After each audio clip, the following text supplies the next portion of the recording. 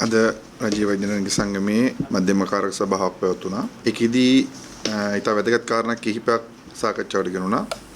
මේ මොහොත වෙනකොට සෞඛ්‍ය ක්ෂේත්‍රයේ වෘත්ති සමිති ගණනාවක් තුළ වෘත්ති සමිති ක්‍රියාමාර්ග ගන්න තැනටපත් කරපු පසුගිය සිකුරාදා ජනාධිපති මාධ්‍යාංශය විසින් නිකුත් කරන ලද මාධ්‍ය නිවේදනයක් හා සම්බන්ධව තමයි මේ ගැටලුකාරී තත්ත්වය උද්ගත වෙලා තියෙන්නේ. ඒතර අපි දැක්කා ඒ සම්බන්ධයෙන් හෙද සංගම් නියෝජිතයින් විවිධ ප්‍රකාශ කරනවා. ඒ අතරේ අපි දැක්කා හෙද සංගම් නායකයෙක් කියා ගන්නා ස්වාමීන් වහන්සේ නමක් මේකෙදී ප්‍රකාශයක් කරනවා වෛද්‍යවරුන්ගේ වැටුප මම ජනාධිපතිතුමාට පෙන්වුවා කියලා. අපි අහන මේ වැටුප පෙන්නනකොට ඒකේ අකුරු කියව ගන්න බැරි වුණාද? ඒක කොච්චර කාලයක වැටුපක්ද කියලා. ඒ නිසා ජනාධිපතිතුමාව නොමග යවන ආකාරයේ වැරදි තොරතුරු ඉදිරිපත් කළ කියන එක ඒ ස්වාමින් වහන්සේම පිළි අරන් තියෙනවා. ඒ නිසා ඒ සම්බන්ධයෙන් ගත යුතු ඉදිරි නීතිමය ක්‍රියාමාර්ග සම්බන්ධයෙන් රජයේ වෛද්‍යනායක සංගමය කරුණු අධ්‍යයනය කරලා තියෙනවා. මොකද ඊටාම් පැහැදිලිව වෛද්‍යවරයෙකුට ලැබෙන වැටුප වගේ දිගුණක වැටුපක්. කට ආසන වැටුපකට මේ අය මේ හොඳින්ම දැන වැරදි කරුණු ජනාධිපතිතුමාට තමන්ගේ සාකච්ඡාවේදී ඉදිරිපත් කරපු බව අදාළ ස්වාමින් වහන්සේම කියනවා. ඒකින්ද අපි දන්න විදිහට මේ කාරණය බොරු කීම කියන ගණයට තමයි වැටෙන්නේ. ඒ කියන්නේ ජනාධිපතිතුමාව මුලා කිරීමේ අදහස ඇතුවම බොරුවක් කීමේ අදහස ඇතුවම බොරුවක් කියලා ඒ හරහා යම්කිසි ආකාරයක ප්‍රතිලාභයක් ලබා ගැනීමේ ක්‍රියාවලියකට අනුගත වෙලා කියලා ඒ ස්වාමින් වහන්සේම මාධ්‍යයට ප්‍රකාශ කරනවා. ඒ වගේම අපි තා පැහැදිලිව කියනවා මේ රටට මේ ජනාධිපතිතුමා පත් වෙද්දී මේ රට විශ්වාස කරපු කාරණේ තමයි මූලධර්ම වලට එකඟව ක්‍රියාවලි වලට එකඟව ඒ මූලධර්ම වලට එකඟ වූ ක්‍රියාවලි හරහා පමණක් ව්‍යුහාත්මක සහ වැටුප් පරිමාණ වල වෙනස්කම් සහ ප්‍රතිපත්තිමය තීන්දුව తీරන ගනී කියන එක. නමුත් අපි සිකුරාදා ජනාධිපති මාධ්‍යාංශය විසින් නිකුත් කරපු මාධ්‍ය නිවේදනය තුළ දැක්කේ සමස්ත රාජ්‍ය සේවයම ව්‍යාකූල කරන සමස්ත රාජ්‍ය සේවයම කම්පාණයටපත් කරන සමස්ත රාජ්‍ය සේවයම ව්‍යුහාත්මක වෙනස්කම් සහ වැටුප් පරිමාණයන් සම්බන්ධ වෙනස්කම් කරන මූලික ප්‍රතිපත්ති රාමයෙන් ඉවත් වෙලා හුදු දේශපාලනිකව ගන්නා වූ තීරණ වලට රජය අනුගත වීම. අපි දන්නා මේ සම්බන්ධයෙන් අතිගරු ජනාධිපතිතුමාට මේ නිර්දේශ ලබා දෙන උපදේශකයෝ කවුද කියලා. මේ අය උපදෙස් දෙන්නේ ජනාධිපතිතුමාගේ ප්‍රතිපත්තිමය තීන්දුවට එකඟවද? එහෙම නැත්නම් මේ සමස්ත ක්‍රියාවලිය විනාශ කරන විදිහට කියන එක නැවත සලකා බැලිය යුතු තියෙනවා. මොකද මේ උපදේශකයෝ ජනාධිපතිතුමාට පෙන්වලා දිය යුතු තිබුණා. මේ සමස්ත ක්‍රියාවලිය හරහා සමස්ත රාජ්‍ය සේවය, සමස්ත සෞඛ්‍ය සේවය ඉතා විශාල අර්බුදයකට මේ කොවිඩ් අර්බුදයේ තිබෙන අවස්ථාව යන බව. හැබැයි එහෙම පෙන්වලා දීපු බව අපිට මාධ්‍ය නිවේදන හරහා පේන්නේ නැහැ. ඒ නිසා මේ වෙනකොට එන්නත් කරන වැඩ පිළිවෙල අවුල් වෙලා තියෙනවා. මේ වෙනකොට කොවිඩ් මර්ධන වැඩ කටයුතු යම් පසුගාමී තත්වයකට පත් වෙලා තියෙනවා. ඒතර අපි අහන රජයක් තීරණ ගන්නකොට ඒ තීරණ ගනිද්දී මේ සමස්ත ක්‍රියාවලිය අධ්‍යයනයකින් තොරවද මේ තීරණ ගන්න කියන්නේ. ඒ නිසා අපි තා පැහැදිලිව පෙන්නලා තියෙනවා වෘත්තීය සංගමයක් වෙන්න වෘත්තීය වේදී කාණ්ඩයක් වෙන අපි ඉතා පැහැදිලිව පිළිගන්නවා. මේ හෙදියන්ගේ වැටුපගෙන හෙදියන්ගේ ව්‍යුහය සම්බන්ධව ගැටලු තියෙනවා නම් ඒ ගැටලු විසඳන මූලික ක්‍රමවේදයක් තියෙනවා. ඒ මූලික ක්‍රමවේදයට අනුගත නොවි කරන කිසිදු විසඳුමකට රාජ්‍ය වෛද්‍යනායක සංගමය එකඟ නැහැ. එහෙම නැත්නම් මේ ක්‍රමවේද උල්ලංඝනය කරලා දේශපාලනික හිතවත්කම් තමන්ගේ වෘත්තීය සමිති බලය පමණක් පාවිච්චි කරලා ගන්නා වූ කිසිදු විසඳුමකට රාජ්‍ය වෛද්‍යනායක සංගමයේ හැටියට එකඟ වෙන්නේ නැහැ. ඒකට හේතුව තමයි මේ හරහා ලබා දෙන වැරදි පූර්වදර්ශය තමයි ඔබ සියල්ල මූලධර්ම ක්‍රමවේද අනුගමනය නොකරමින් ඔබගේ වෘත්ති සංගම් බලය පෙන්වනවා පමණක් මේ ඉල්ලීම් දිනා ගන්න කියන එක. එහෙමනම් රජය ඉල්ලන්නේ. එහෙමනම් රජය මේකෙන් දෙන ආදර්ශය. ඒකෙන් ඉල්ලන්නේ මේක නම්. ඒ සඳහා ඒ අදාළ වෙන වෘත්තීය සංගම් බලය පෙන්වීම රජයේ වෛද්‍යනායක සංගමයේ කිසිදු චකිතයක් නැහැ.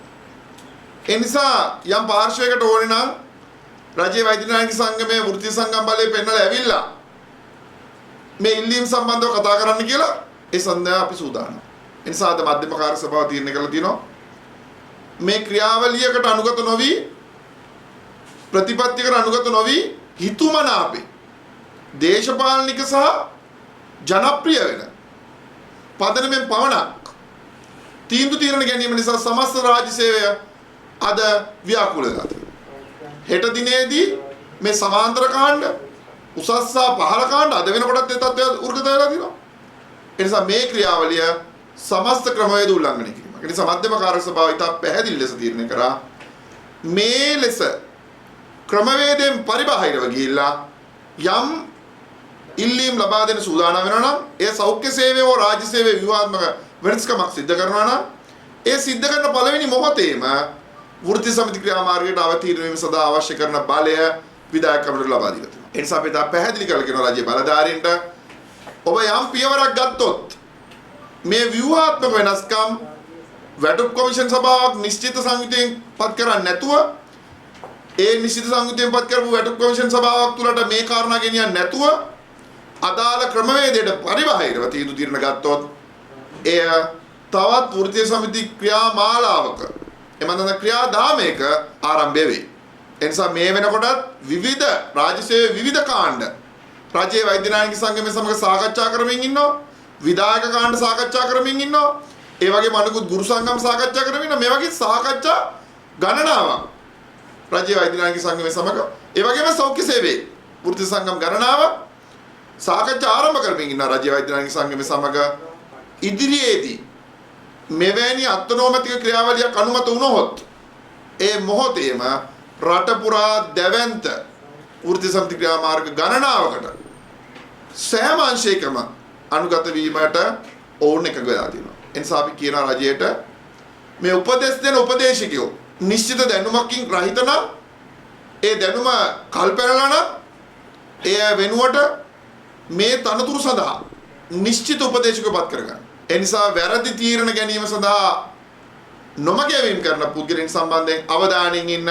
එහෙම නොවුනොත් මේ ක්‍රියාවලිය හරහා සමස්ත රාජ්‍ය සේවය සෞඛ්‍ය සේවයේ ඇතුළුව දැඩි බලපෑම් කරන දැඩි අර්බුදකාරී තත්ත්වයකට පත්වීම වලක්විය නොහැකිව තියෙනවා.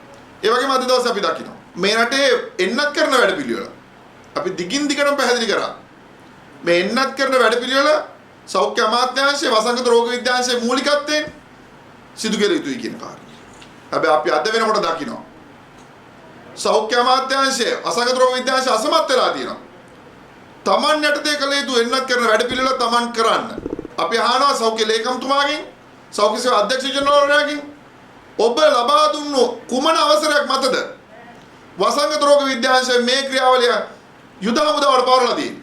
මොකද අපි දන්නවා යුද හමුදාවට යමක් පවරුවාම ඒ අය කුමන ආකාරයෙන් ඔය කරන්න උත්සාහ කරනවා.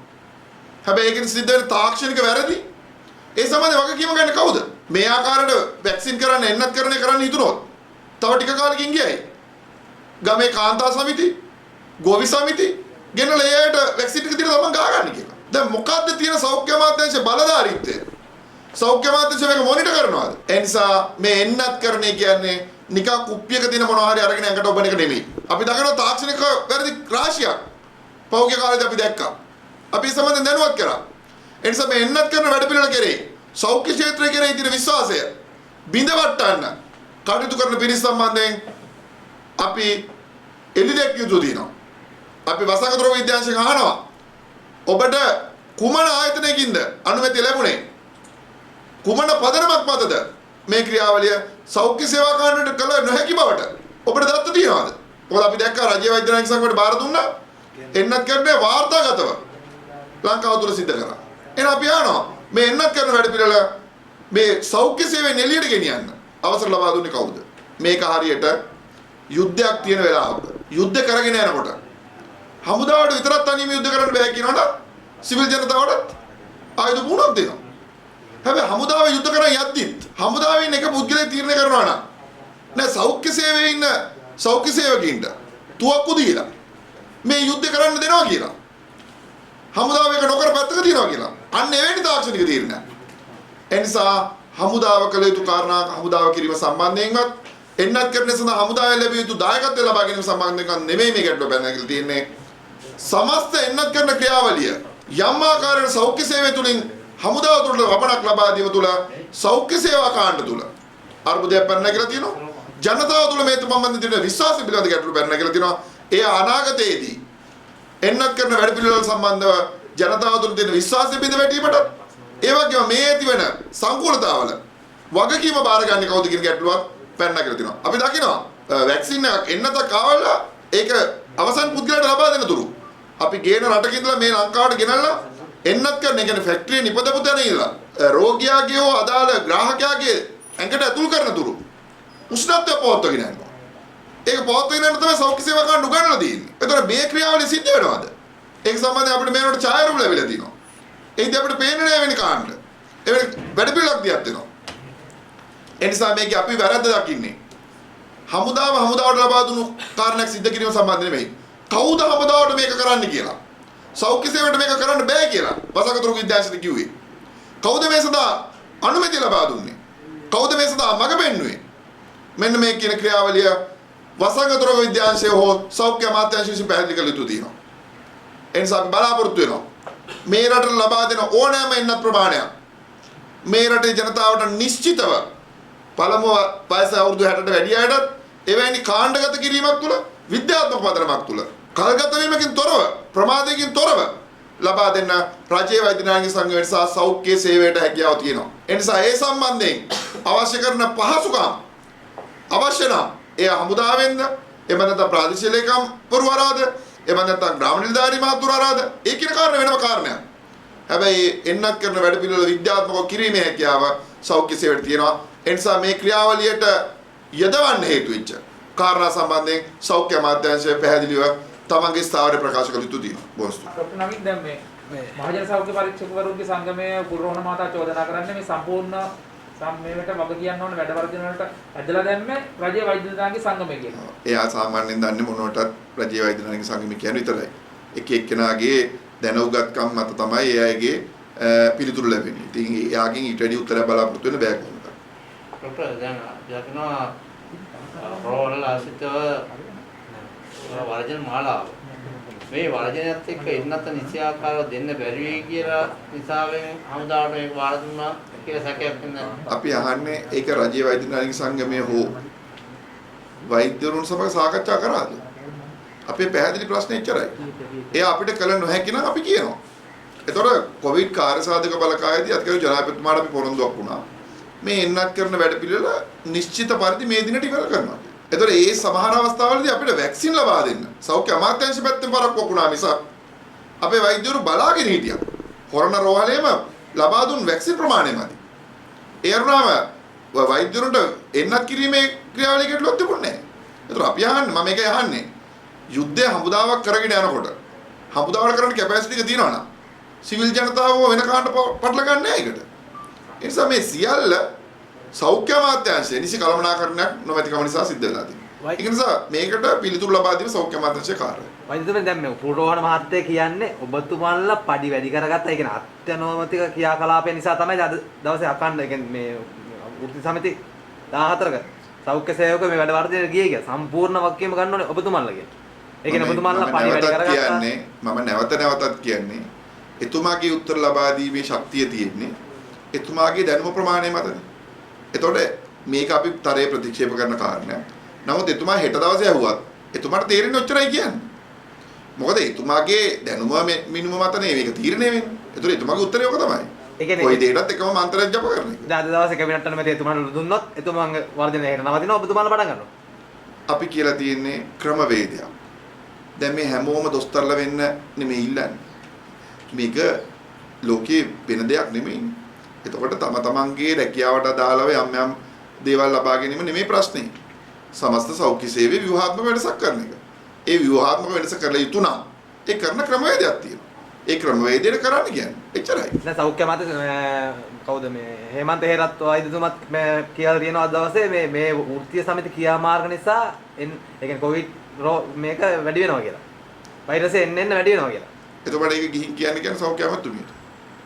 මාත්‍රි කියන්නේ නමුත් රටේ ජනතාව විදිහට මේ වෙලාවේ මේ කොවිඩ් ප්‍රසංගතයත් එක්ක රටේ ආර්ථිකයට ලොකු බලපෑමක් හැම දෙයක්ම වෙනවා. මේ වෘත්තීය සමිති ක්‍රියාමාර්ග තුළ අවසානයේ ඔය කියන්නේ ඔය රජයේ හැම සේවකයෙක්ටම පඩි දෙන්න බදු ගෙවන්නේ රටේ ජනතාව. රටේ ජනතාවට යම්කිසි අසාධාරණයක් සිද්ධ වෙනව නේද? වෛද්‍යවරු එහෙන් සහ වෛද්‍යවරු සහ සෞඛ්‍ය සේවක අතර දෙපැත්ත ලොකු ගැටුම් නේද මේ ඇති වෙන්නේ. අන්තිමට තැලෙන්නේ මේකෙන් මහ ජනතාව.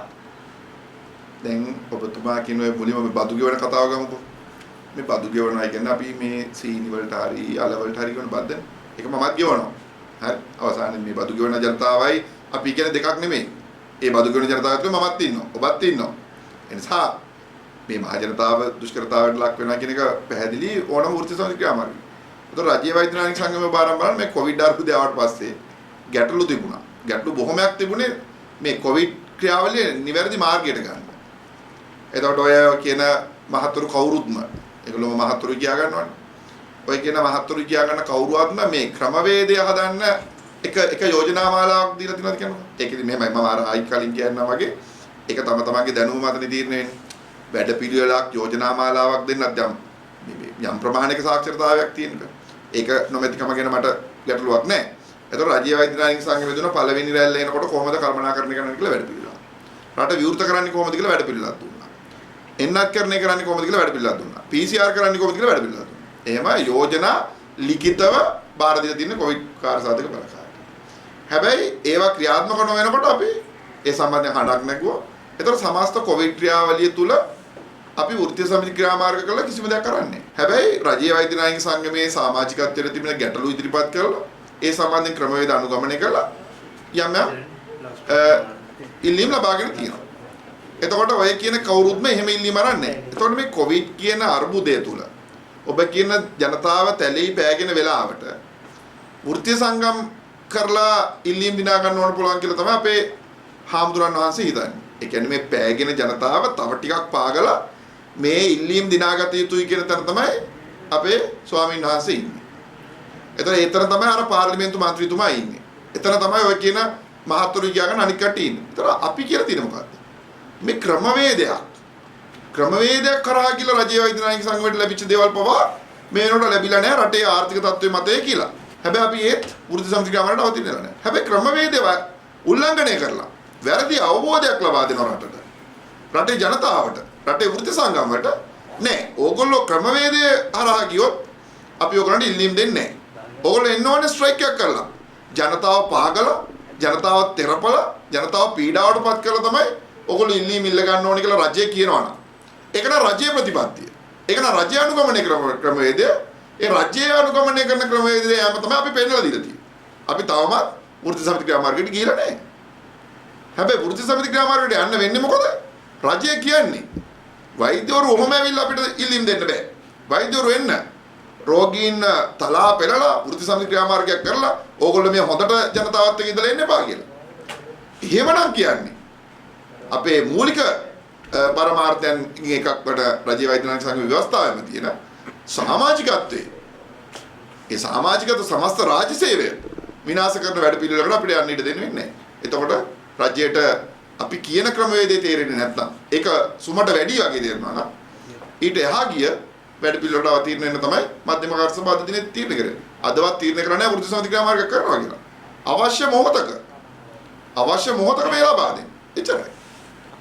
පසුගිය සෙනසුරාදා ඔබතුමා චෝදනා කරා මුර්තේ ධානන්ද හාමුදුරුවෝ උන්වහන්සේට ඔබතුමා අපහාස කරා කෝටි 10ක වංචක කරන නඩු දානවා.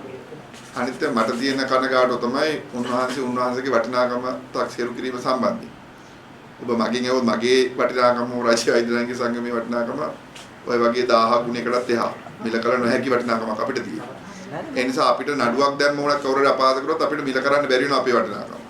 ඉතින් උන්වහන්සේගේ වටිනාකම කෝටි 10කට තාක්ෂේරු කිරීම සම්බන්ධයෙන් මම කනගාටුයි.